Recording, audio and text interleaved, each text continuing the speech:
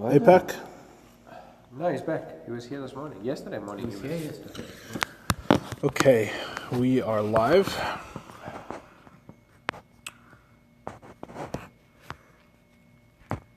Okay. We are on chapter 4 of Mitzvos Hamanos Elokus Derech Mitzvosecha. We are going quite slowly, as Ronnie noted. We are doing a couple of lines a week, but those lines really pack a punch. We're still discussing the difference between the Maharal and the Rambam. We're still discussing the degree to which the Maharal and the Rambam disagree with each other on the nature of God. We learned previously that the Maharal says that God is completely and utterly above being a being of knowledge, even in the negative understanding of what it means to be a being of knowledge that the Rambam has, right? The Rambam, Maimonides, says God is a being of knowledge. Derech Shlila, with negative theology, he says only what God isn't, not what God is. Nevertheless, this, in the Maharal's opinion, is too much too much in contradiction with God's simplicity and God's unity to say that God is a being of knowledge. The Rambam obviously says that God is a being of knowledge. He's the knower of the knowledge and the known. He knows in a way that's not known to humankind, and that's what God is. God is the being who has all the advantages of knowing. He knows everything, but not in the way that we know it, with none of the limitations. He's essentially a being who does everything that we do, but without our limitations. And the highest thing that he does is he knows, and he knows everything by knowing himself in a way that we don't really understand. Now, we have a question on the Maharal. The question on the Maharal is how does the Maharal, if he says that God's knowledge is something which is completely outside of himself, the Maharal says God is completely simple and his knowledge is outside of him. If that's the case, if God's knowledge is outside of God, how can we say that? What does it mean, or how can we say, or at least what does it mean when the Torah says that he's a chacham? When the Torah says that God is wise, what does it mean? If his knowledge is outside of him, if he is not a being of knowledge, what does it mean when the Torah calls him wise? Right? The Rambam, this is understood. When the Torah says that God is wise, it's God is a being of knowledge. He knows everything by knowing himself, and his knowledge is one with him. And in fact, he is the knowledge. There is no separating between him and the knowledge. Right? As opposed to the Maharal, who puts a radical separation between God's knowledge of the world and God himself. In fact, the Maharal says that God's knowledge of the thing is as far away from him as the thing itself. Right? The God's knowledge of the book is as far away, is as removed from God as the actual book itself. And if so, what does it mean that God, how can you even say that God is a knower? Right? What does that mean? Now, we got more into the details of the differences between them last week, and we learned some very, very, in Yiddish the word is geschmack. We learned some very geschmacka inyanim about the difference between the two of them, some very sweet and very deep ideas and the differences between the Maharal and the Rambam. The first thing we said, I think, or one of the first things we said is that the Maharal says that God's subjective knowledge is completely separate from what he calls knowledge. In other words, there's really two types of knowledge. There's God's subjective reality, as he knows himself. When God says I, when God at the beginning of the Ten Commandments says Anochi, I am the Lord your God, what is he referring to when he says I? Right?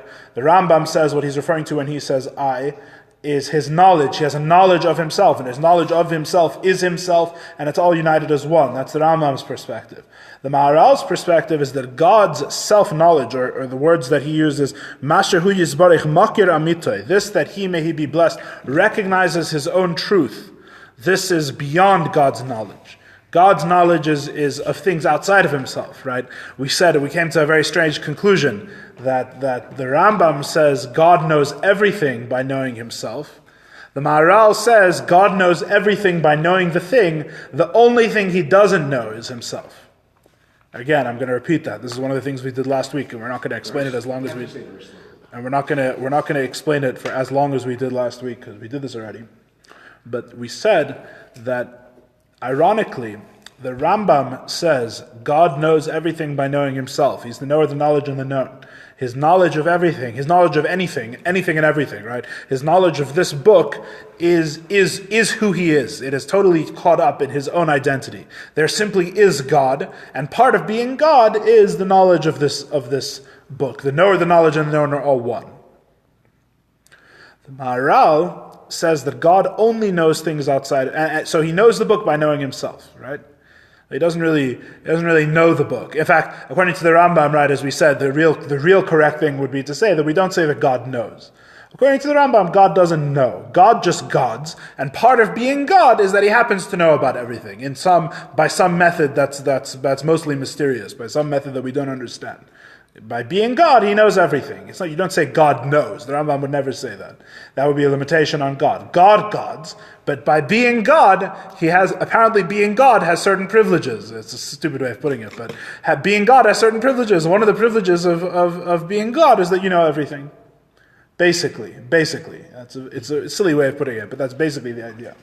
The Maharal, on the other hand, says the exact opposite. God knows everything by knowing the thing, and he does know. God, first of all, God knows. His knowledge is outside of him, and he knows the actual thing that he knows. God knows the book, not by knowing himself, by knowing the book. Why? Because God's knowledge of himself is not knowledge. Knowledge is external to God. God's knowledge of himself, the recognition of his own truth, the subjective reality of God, right? We explained last week, that part of him that no one else is privy to, right? It's totally separate from objective reality, right? We said it's like a person. You have a subjective reality. You have I, you have your existence, your being, your perceptions, right? And at some point, those perceptions cross beyond a veil that no other person can reach. You have a subjective reality. You have parts of your inner life that are totally inaccessible to anyone else. That's called the subjective realm, right? Then you have things which are objective, and the whole definition of objective is that we can both access them, right? When we both say this book is green, which we might fight over because it's only very slightly green. When we say that this book is green, then we've left ourselves, we've left our subjective reality and entered an objective reality, right? The Maharal says this is what God does when he knows something. When he knows the book, he's leaving his subjective reality to know the book, which is an objective reality. He doesn't know by knowing himself. He actually knows the thing that he knows. He actually knows the book. The only thing he doesn't know is his subjective reality. That's the only thing he doesn't know. Because that is not for knowledge. Knowledge is far below God, in the Maharal's understanding. So in conclusion, to phrase it in the shortest way, and it sounds very ironic that way, the Rambam says God knows everything by knowing himself. The Maharal says God knows everything except himself. The only thing God doesn't know is himself. Which is another way of saying he doesn't know his own future. No, not like that. No, it's another way of saying his subjective reality is not open to knowledge. Knowledge is below his subjective reality. What he is beyond knowledge. He simply is. He is God. He's being itself. That's why his name, the Maharal says his name is Avaya, the four-letter name of God, which is a conjugation of the verb to be. He is. There is no nature to that being whatsoever, even the nature of it being known or the nature of knowledge. He simply is. And as a separate from what he is, there's his knowing. His knowing is something that he does, right? And I bring this up every class, but we should bring it up again, because it's what the chapter is ultimately about, right? His knowledge of something other than himself is the very problem that caused the Rambam to have his opinion, right? The Maharal's position is what the Rambam is negating with his position. The Maharal is coming and saying God knows with a knowledge that's outside of himself. The Rambam said, obviously God can't know with a knowledge outside of himself. That's assigning parts to God. There's God and his knowledge. That implies a multiplicity in God, right? So God must be one. He must not know outside of himself. He must know in himself, in his being. His being must be knowledge. That was the Rambam's conclusion. Right? The Maharal is saying, no, because by that conclusion, you're sacrificing the simplicity of God. You're saying God is knowledge, and the Maharal is not willing to say that. So the Maharal says, no, God is not knowledge. God is just God. God knows with knowledge outside of himself. And then the question of the chapter is, so what is the Maharal's answer to the question that drove the Rambam to his position? If that makes sense. We've said this many times. Then the last thing we said last week, beautifully continuing on that same idea, is that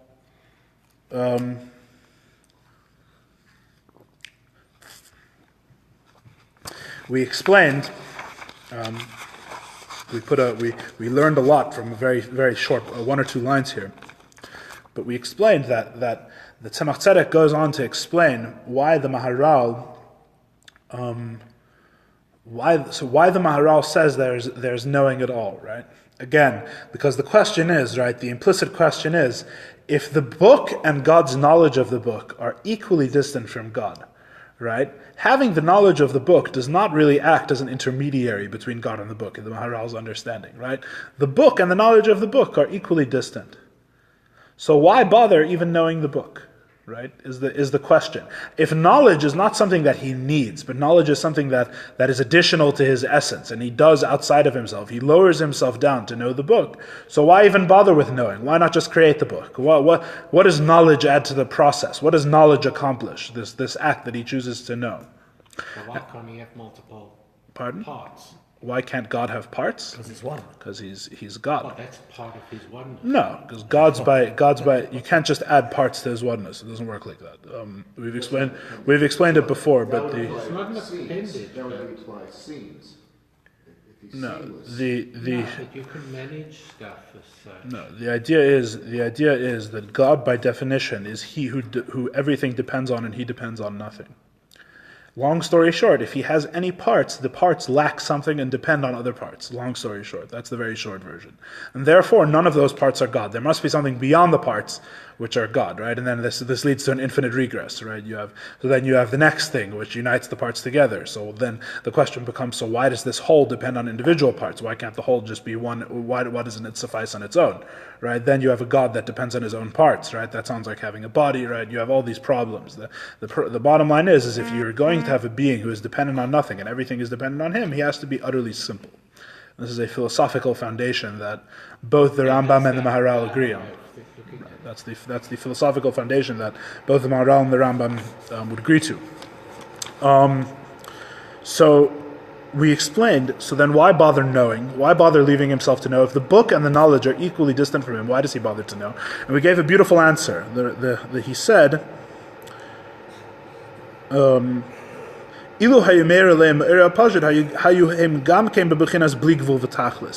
if he created them from his own simplicity, from his subjective reality, then they would all be within his subjective reality.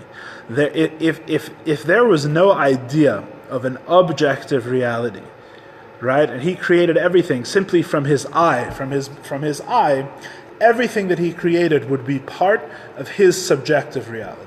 Because there's no idea even, there's no concept of something which is objective, which is not part of his subjective being. So if he created a book without the knowledge, without knowing it, right, that's a different way of saying he would create a book that was part of his subjective reality, that the book would be part of his eye. And I say, when we said the book, we would be referring to God. The book would be part of the subjective reality of God. What does it mean that he chose to know it? It means that he chose to create it in a way of objectivity. So can you say it created some kind of a vessel that can contain the amount of light that it has to do with his knowledge? No, more simple. Before vessels and light and everything like that, very simple. He created the idea of objectivity. He made that there can be something other than Anochi. He made there can be something other than I. Anything at all. Anything that when you point at the thing is not God, is not God himself. That's what it means that he knows the thing, and that's what it means that he creates the thing through knowledge. Right? He doesn't just create the thing, but he has a process called knowledge, the Maharal says. The process of knowing the thing is also distant from him. It's also a creation. But what is... No, on the contrary. Then it's like parts. Why? It's distant from him. No, how he is connecting to the knowledge we haven't explained yet. That's a very good question. That's the whole question. That's the whole question of the chapter. But before we answer that question, we're getting there. But the Maharal's understanding is like this: God has knowledge of the book, and God creates the book. God's knowledge of the book and the book are equally distant from God. Neither one is closer to God than the other. He chooses to know the book just as he chooses to create it. Why bother having knowledge? Because it is the choice to know the book that creates the book as a book. The only thing that allows the book to be a book and not part of God's subjective reality is the knowledge of the book. The knowledge is the decision that this is something we're going to know objectively. right? Which is very beautiful. It fits perfectly, right? He says God has his God. We said earlier that knowledge does not grasp God's subjective reality. Knowledge is about leaving himself and going to the objective, according to the Maharal. And then we explained, therefore, knowledge is part of the process of creation. Knowledge of the thing is what allows the thing to be separate from him, because that's what knowledge is. Knowledge is that there's a shared reality of which we can both partake. There's something which is not me, and that's not you, and there's something outside of me. And that's what the knowledge accomplishes. Okay. Which is another way of saying that. Oh, whatever. We'll leave that for a different time. Okay. We are on page 91 in the English, halfway down the column on the right. The imkain hayidiyah zeh shu yisbarach yidei esam hu pu'ula. If so, the knowledge that he knows them is an action, right? It is an action. It's not a knowledge that we're halfway down page 91. Halfway down page 91. The pages are very confusing, but we're halfway through page 91. The Maharal says that knowledge, as we've been saying, knowledge is therefore an action, right? The Rambam says first of all, there is no knowledge. There is no knowledge as a separate thing from his essence. And if there were knowledge, and his process of knowing is only through being himself, right? There is no action. There's no action of knowledge. So what does matter? I don't know. That's a separate, totally unrelated question, more or less. Well, how do you know? In other words, to say that God knows the book, then that you're saying there's. Where does the matter come from? That's a good question. The matter is things around us. Right. We never said that he doesn't create a book separate from himself. We're just saying that part of the process of creating a book, the matter of the book, is knowing it. Part of God, as everything else would have to be. Unless he knew it. Unless he knew it. Then it wouldn't be part of his subjective reality, it would be part of an objective reality. But that's the Rambam. No, this is the Maharal. The Maharal we're saying. Says it's possible for the book to exist outside of God. What? You're saying? Is it we're not talking about possibility of existing outside of God. Neither position. That's not what we're talking about at all. The Rambam says that God's knowledge of the book is his knowledge of himself, which is himself. His knowledge is simply the act of being God. The Maharal says the knowledge is God leaves himself to know. God leaving himself to know, which is really the way that we know things, that's the way a human being knows things, other than his subjective reality, right? I leave myself to know that there's an objective reality, my wallet is right here, right? That's what allows that for God, that knowledge is not finding that the wallet exists already. It is part of the process of creating the wallet. That's all. But the point is that it's what allows the wallet to exist separate from his subjective existence. It allows it to be an objective thing. It allows it to be an object rather than part of God himself, part of God's subjective reality. So the knowledge, according to the Maharal, is an action. Now we have, you see here in the English, it just says Bahadura Kama, halfway down page 91. Right? This is where the page in the Hebrew, if you look on the first page, that's where it splits in half, right? Where we have an earlier version and a later version. So we're going to do the earlier version for now. The Madura Kama, the first time that Tzemach Tzedek wrote the Maimer, which is included in the printing. That's what we're going to use. It's shorter and it's less difficult. So two advantages there. It helps. So we're doing the Madura Kama, the first version. Which means to say, just as one performs the action of knowledge through das and seichel, he uses his faculty of intellect to know something. Shehem hasvirus, and this refers to the svirus.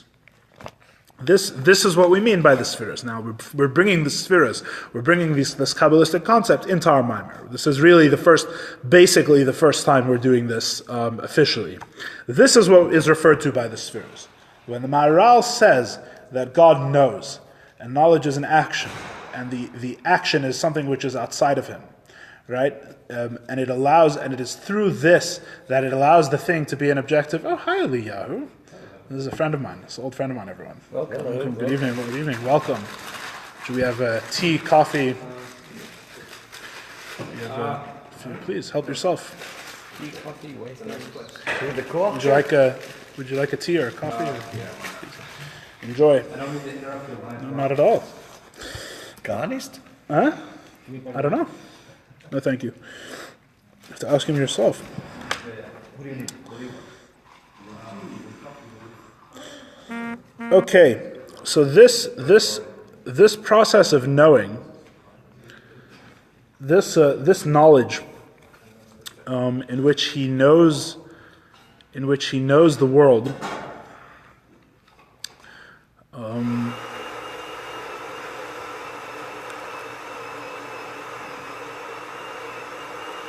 this process of the Maharal, in which he knows the world, by leaving himself and knowing it objectively, right? It's a descent from his subjective reality to know the world objectively. This act of knowledge is what is known as one of the spheres, or this is part of the spheres, right? Now we know in Kabbalah there's 10 spheres, right? There's 10 spheres. Spheres literally translated is actually very hard to translate. People translate it as the spheres, which is an interesting translation. I'm not sure why, because it sounds like spheres, I guess. They translate as illumination, right? Spheres, bahiris, like they shine, the illuminations, right? We're not going to use a literal translation. We're just going to call them spheres, but we're going to say what they are, okay? Spheres are 10 means by which, the simple explanation of spheres is there are 10 means by which God chose to express himself. 10 different means. There's a list of them. Now, the list is actually... Earthly terms or... No, in no terms whatsoever. There are 10 means by which God chose to express himself. They're defined in the Kabbalah. There's actually different lists. It depends. It's not always the same. It's not always the same 10, which is interesting. Sometimes things which are counted as spheres in one place are in other places not counted as spheres, which is interesting. But the usual list is you have Chachma Bina Das, right? It comes in threes. You have Chochmah Bina Das, which is translated usually as wisdom, knowledge, and understanding. I don't like the translations, but that's how they normally translate it. Those are the intellectual spheres. You have Chesed, Gvura, Tiferes, which I guess you translate as kindness, judgment, and beauty, glory, something like that, which are the first three emotional attributes. You have Netzach, Hed, and Yesod, which are victory, humility, and foundation, which are the three lower emotional attributes, and you have Malchus, you have kingship or majesty, which is the 10th and final of the 10 spheres, and these are the 10 spheres in Kabbalah. People starting to learn Kabbalah and pop Kabbalah, and people that have touched the surface of these things are very into the spheres. I'm not exactly sure why. I think it's like a fantasy novel thing. I don't know. I don't know. I think it's a incipient paganism. I think people like not the spheres themselves. Why people are randomly into the spheres who are not into anything else in Judaism. People like lists, people like Earth, Wind, and Fire, things like that. In any case, Lavdil, I guess. So the spheres are the means by which God creates. Let's put it that way.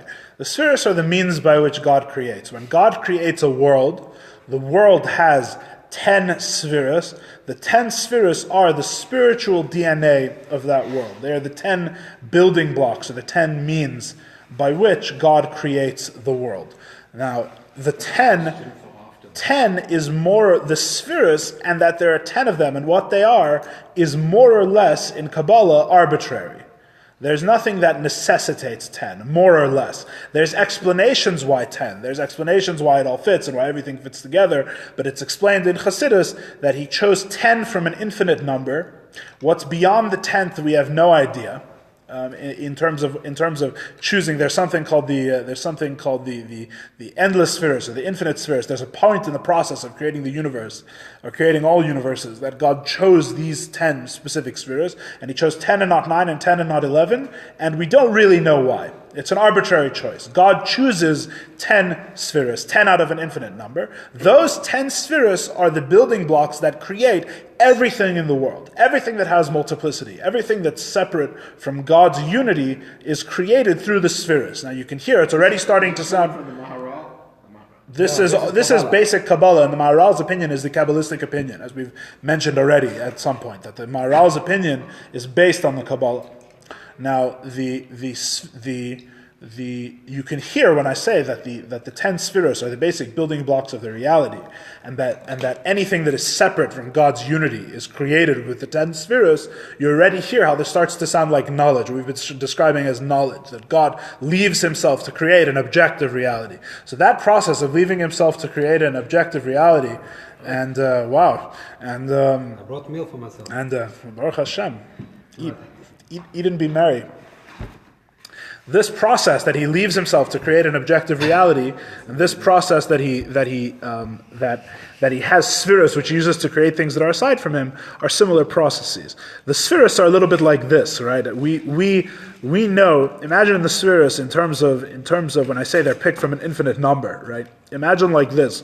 We know a certain number of colors, right? And the human eye is able to perceive a certain amount of colors, right? We have silver, and green, and brown, right? And I think it's around 32 million different shades the human eye can distinguish between.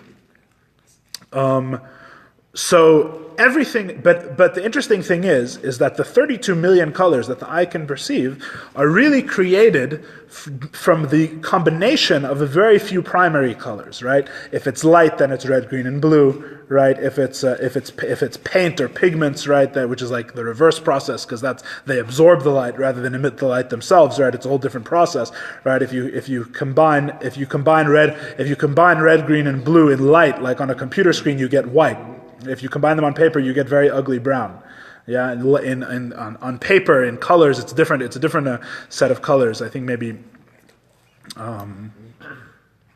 red, yellow, and blue are the primary colors in painting. In any case, the primary. So there's a very small list of primary colors. There's 3 primary colors, and by merely describing how much of each color you have in something, you basically get every color that the eye can see, and there's a couple of other things too, there's saturation and there's hue, there's how bright it is, whatever. There's a couple of other variables, but the bottom line is that there's way fewer variables than there are shades of color that you can perceive, right? Even if you say it's 10 variables, why 10?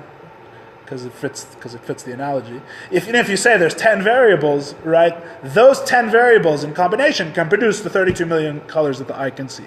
The spheros are like that. Every aspect that makes something a thing other than God. In other words, everything that contributes to a thing's form, right? You have the watch. The watch has roundness, it has a certain weight, it has a certain shape, right? It has a certain purpose, it has this, it has that, it has all these things that go into it. Every aspect of the thing, according to Kabbalah, derives from a combination of the 10 spheros. The 10 spheros are like the primary colors of the reality. The 10 spheros combine, and in their combinations and different applications are what create the every aspect of everything that we know outside of God. Right? When we say that there are infinite spheros, and then when we say that he chose 10 out of an infinite number, that's like saying that there are an infinite number of colors beyond the ones that the eye can see. Now, can a person even imagine what the colors are that the eye cannot see? No. We have no point, we have no perspective from which we can grasp the colors that the eye cannot see. We can't even imagine it. We can't even imagine what a new color would be that we don't already know about. The spheres are the exact same thing. There's an infinite number of things that God could have put into the creation, but he chose 10 primary ingredients, and everything that we know is created in combination of those. What the 11th sphera would be, what is beyond that reality that God chooses to create, we have absolutely no conception of whatsoever. But even those 10, we don't know what they are. We know in our term what they are. Sure. The 10 spheres, another interesting tidbit is that the 10 spheres in the world of Atzilus, in their highest expression, the 10 spheres are the Torah. The Torah and the 10 spheres are interchangeable. That's a whole other discussion. But the Torah as it's written, the Torah as it's given from God, God's wisdom is an expression of the spheres. When we say that the Torah is a blueprint for the world, right?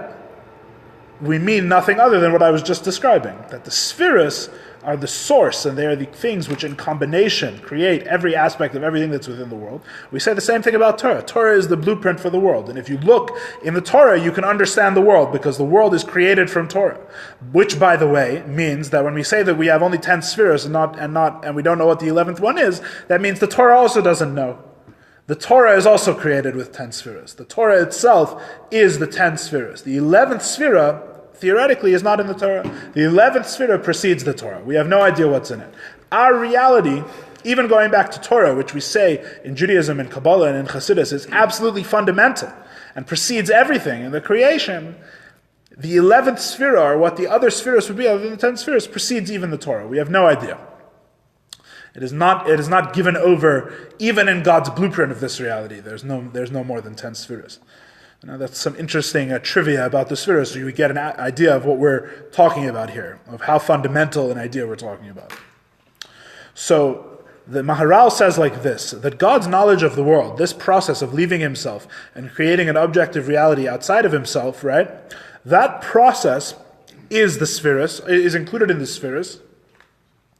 And those are at the bottom of page 91. Would you like a copy, Elio? There's plenty. We are at the bottom of page 91 in the English. The pages, have you ever tried to navigate Rabbi Tauger's translations of Derech Mitzvosecha? No. You'll notice that the page numbers work in a very interesting fashion, but just keep turning until you find something that says 91 on it. We are at the bottom of page 91. It's amazing. Yes. You have tried to, isn't it? Use the break. Take some. No, I'm all right. Thank you very much. I'm all right. Okay, the Heimrak Etzleik Makliyamonis. I'm on the bottom of page 91. These spheres are for him only like tools. That the worker uses the tools to create something. In other words, the emphasis here is that the spheres are not one with God. The spheres are not God. The spheres are the tools God uses to create the world. This is the Maharal's position. The same thing that we've been saying. His knowledge of the world is not him. It's not one with his being. His knowledge is a descent from him. It's something that he uses as part of the creation. Knowledge is to him a tool. It is not him. It is not he himself. That the vessel, I'm on page 90 now. We went from 91 to 90. That the vessel is not commensurate to his essence. In other words, the vessel is a descent from him. The vessel is something external, right? You use a pencil to write on the piece of paper, the pencil gets blunt, you throw the pencil away. And surprise, you're still here, right? A tool is just a tool. A tool is not you. That's the Maharal's whole point. God's knowledge of the world is not God. God's knowledge of the world is only a tool. So too, knowledge and intellect, which are among the 10 spheres. Heim kelim, they are vessels. And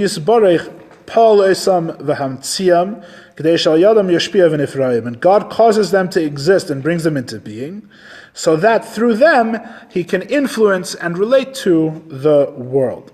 God creates knowledge for a purpose. He creates knowledge so that he can relate to the world, so that he can create some more specifically, as we've been explaining before, even that the world can exist as an objective reality, he has to create these objects, right? So let me explain.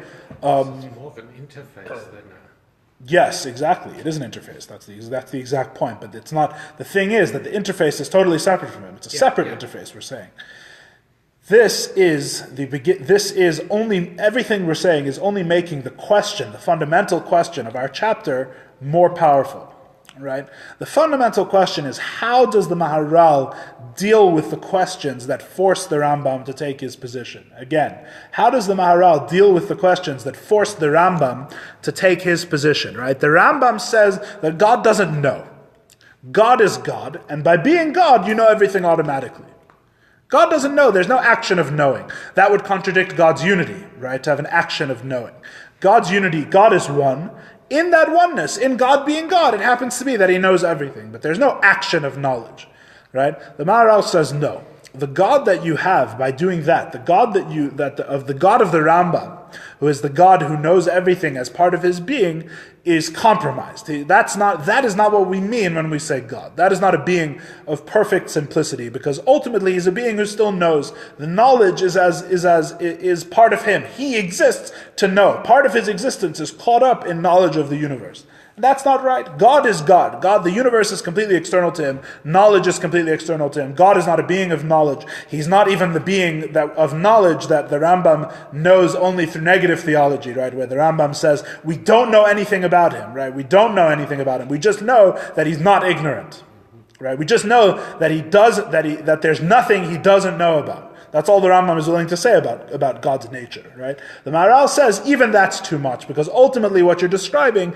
is a God who by being God, he knows.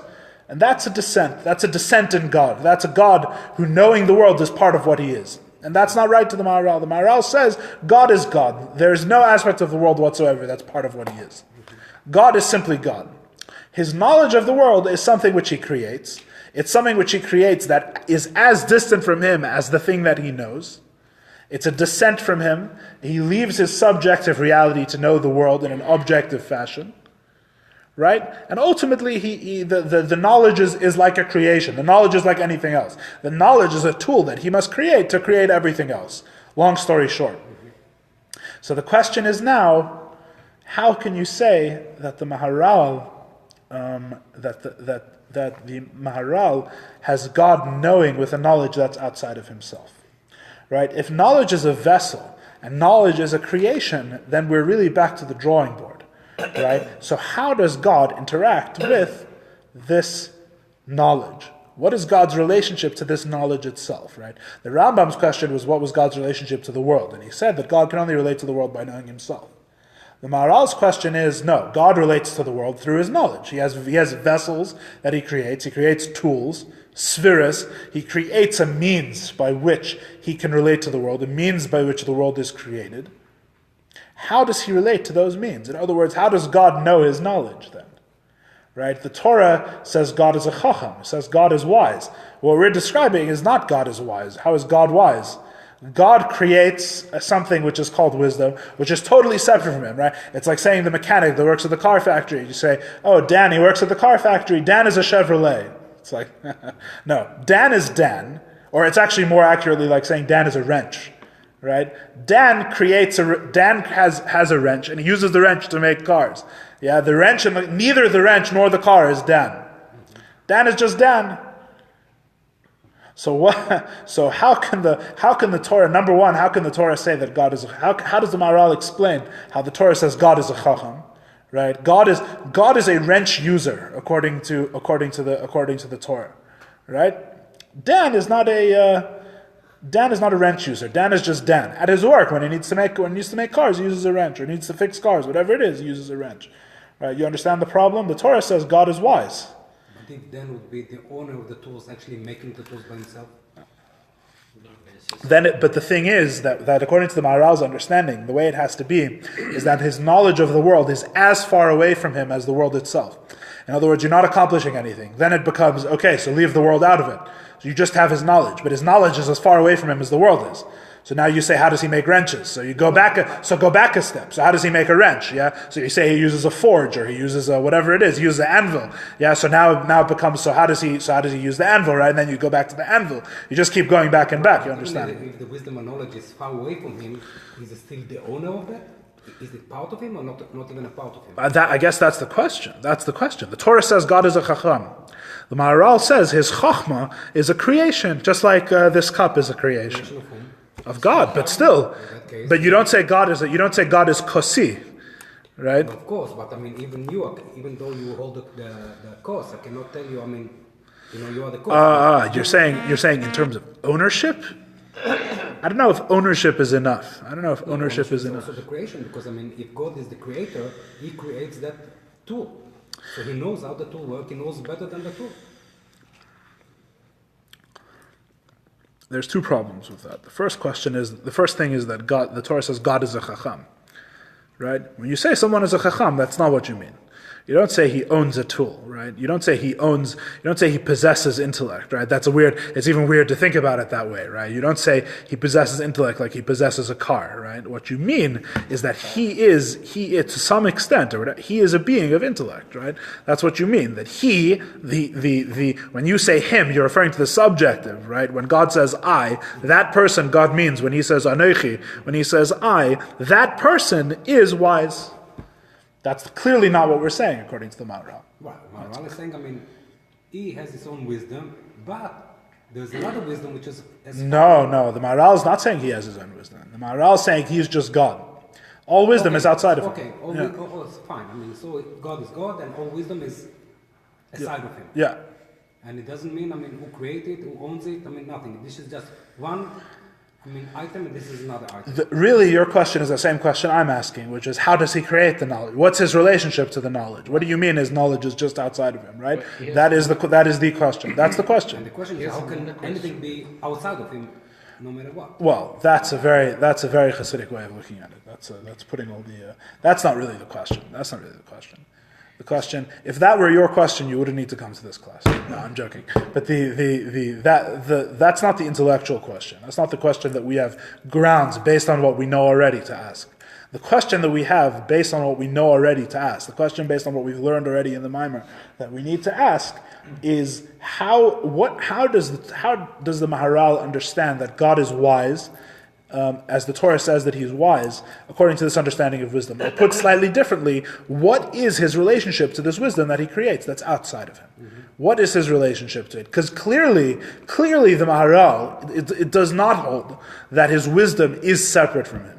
Clearly not. It can't be that simple. If it were that simple, you can't call God a Chacham. God, there's no connection. There's no connection. No, but how useful, right? Why did he even need to put it aside of him? What? Why did he even need to put it wisdom aside of him? What do you mean? God, if he is the creator, why did he have to put the wisdom aside of him? Ultimately, there's no answer to any question of why God needs to do anything, because God doesn't need to do anything. Yeah. That for sure. Yeah. But I can still answer the question in a better way than that. The better answer to that question is, as we explained before, the knowledge is the problem. You weren't here last week, right? Yeah, I was.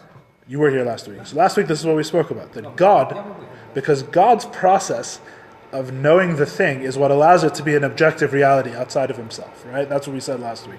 Because he bothers to know it, because knowing it is what lets it be not anochi, but something else. That's what we explained last week.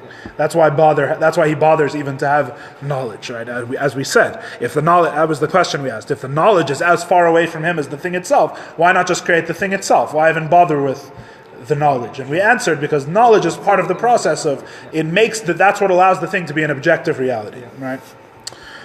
So that's the question. The question on the Maharal is basically, what's his relationship to this knowledge? Such that he can be called a knower, or that he can be called a chacham, right? Or put in a different way, what is his relationship to the spheres? We're describing the spheres as tools which are external to him. This is one way of describing the spheres, but as we're going to find out, this is not even close to the whole story. This is the most basic way of understanding it. But our question on the Maharal is going to force us to understand it much more deeply. What it means that he has spheres, that he uses, that knowledge is to him like a tool, right? Because as I've been trying to explain, it's ultimately, if it works that way, it's just an infinite regress, right? You're trying to solve the problem of how he relates to the world by saying he relates to the world by knowledge outside of himself. So then the question becomes, so how does he know the knowledge that's outside of himself? And you say he knows it through. I just need a name. He knows it through X. Right? Well, then the question becomes, okay, so he knows it through X, so we solve the problem of the knowledge. But now how does he know X? Right? And it goes on forever. Right? If you just have God and things that are outside of him, there's no interaction, right? And therefore you can't call God a chacham. That's the whole question of the chapter. The whole question of the chapter is, what's the relationship? If the Maharal says God is ultimately simple, if God is not a being of intellect, if God is just God, right? Even more of an extent than the Rambam said. If God is just God, to the extent that his intellect is like an action, his intellect is something he does outside of him, so what is his relationship to his actions, right? Seemingly there's no room for any connection there. Seemingly there's no room for God to be at all connected to how does he know what he knows? How does he know his own chachma if his chachma is completely outside of him? But the question, does it need to be answered? Can it even be answered? Is it just... We're going to try. It's like the Shama in the goof. It's there, and we can't explain what's the I say connection. it's like, what comes first? The chicken or the egg? It's like, it's like endless question. It's like... Maybe it's a sign. Maybe it's a sign that the question's the wrong question. No, the question is very right. Trying to answer the question is like... That's a very good perspective for you to have in this part of the Maimer. Absolutely. I agree. That the question is so strong that it seems like it'll never be answered. It means we're learning the Maimer right. And then when we have the answer, we'll wonder how we ever could have had the question. All right? This would be seems like that would be a good way to learn it. Okay. Let's do a little bit more. We're almost done. We're almost done for the night. Let's do... I'm on page 90. Yeah, I know. We did like 3 words. He descends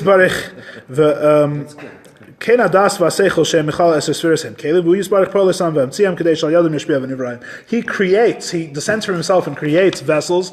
He creates kelim, he creates spheres so that he can interact with the creation. It is through that he knows the creation with this knowledge that he creates them from nothing into something. Now, there's no way that we can possibly go on and learn anything else in the next 5 minutes without explaining what that means. 1 second.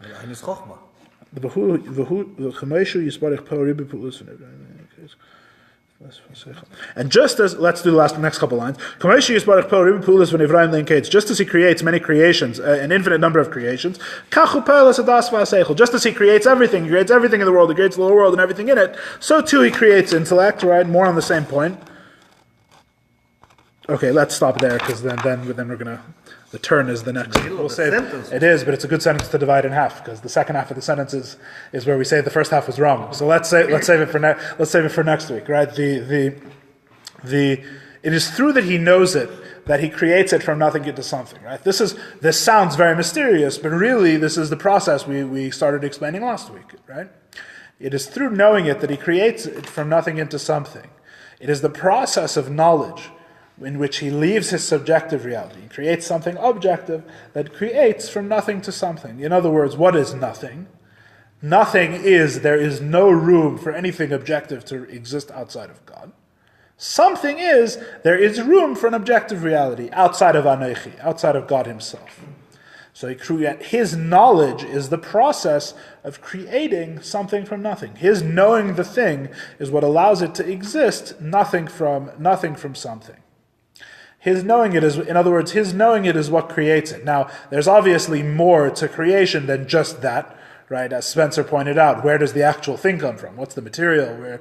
Where does the thing pop into existence from, right? But we're saying at a very basic level, it is his knowledge which is the fundamental part, the essential part of the process of creation. The most important part of the process of creation is the part where God says something other than me can exist. There's room for a wallet to exist outside of being me. It can be a wallet and not be me. That's God knowing the wallet. That's called God creating a reality in which a wallet can exist separate from him. All the details of where you find the leather and where you find the atoms and the electrons and you put it all together and you give it a color and you give it a nature and you give it all these things. That's all later, right? But that's all details. The hardest part, the biggest leap, in a sense, right, and it says this in Chassidus elsewhere that the leap between Ein Sof and Atzilus is even bigger than the leap between the material and the spiritual in terms of how uncrossable it is. But the essential point is that God creates a leap. He leaps across. He crosses an unbridgeable divide, and he says that something can be that's not me. That's called God knowing the thing. That process is called knowledge. He creates knowledge of the thing. And it's the knowledge of the thing which eventually, after a very long process, right, which we can talk about almost endlessly, there's thousands of pages about the process, after a long process creates the actual thing. So perhaps the fundamental part of the process of creating the thing is God knowing it. And what is knowledge? Knowledge is when he descends from his subjective reality, he descends from his anechi to create something that is not part of him, to create a framework, a dimension of reality that is knowable. And knowable means means objective. Knowable means But as long outside as- of myself. But as long as he created that, then everything is clear, because everything comes from God. Absolutely, it comes from God. The question is, He said that he has the question is. Let me spend the next 2 minutes to explain something about Chassidus in general. The question of Chassidus in general, the whole reason why we learn a mimer and not say something older, why we're not learning more Nevuchim, right, as opposed to Amonis Holocaust. The whole reason why you learn Chassidus is not to answer the question of does it come from God? Did God create it? Those questions really, in a sense, precede Chassidus. As we even explained in this, it's kind of ironic, because in this mimer itself, we explained that faith in Chassidus is for things that are very abstract and very lofty, and everything until the world of Atzilus, Chassidus says you can know. It's not something you have to believe, right? All those things which we know, this mimer is about, all those things which we can know, all those things which we can grasp with our knowledge, that the world comes from God, that God creates the world, that everything comes from God, that God rules over the world at every moment, He creates it at every moment. All these things that we can know, that's not why we're learning the mimer. The mimer, what Chassidus comes to teach you, really the message, in one way or another, fundamentally, of almost every mimer, is the idea not that God creates the world, but that God is one with the world. That's what we're driving towards. The point that the world comes from God is agreed on. The Rambam says the world comes from God. The Maharal says the world comes from God. They may mean slightly different things when they say it, right? But that's not the point. The revolution of Chassidus, the reason why we learn the mimer, the reason why what the Tzemach Tzedek is himself adding to this conversation is the idea that not only does he create it, but it's one with him. He's not separate from it at all. And where we are now with the Maharal is at a state of very distant separation. We have not explained how God and the world are one at all. In fact, the Maharal, the Kabbalistic explanation, puts God at a place of complete removal from the creation. In fact, there was once a Fabrengen. I'll stop the broadcast.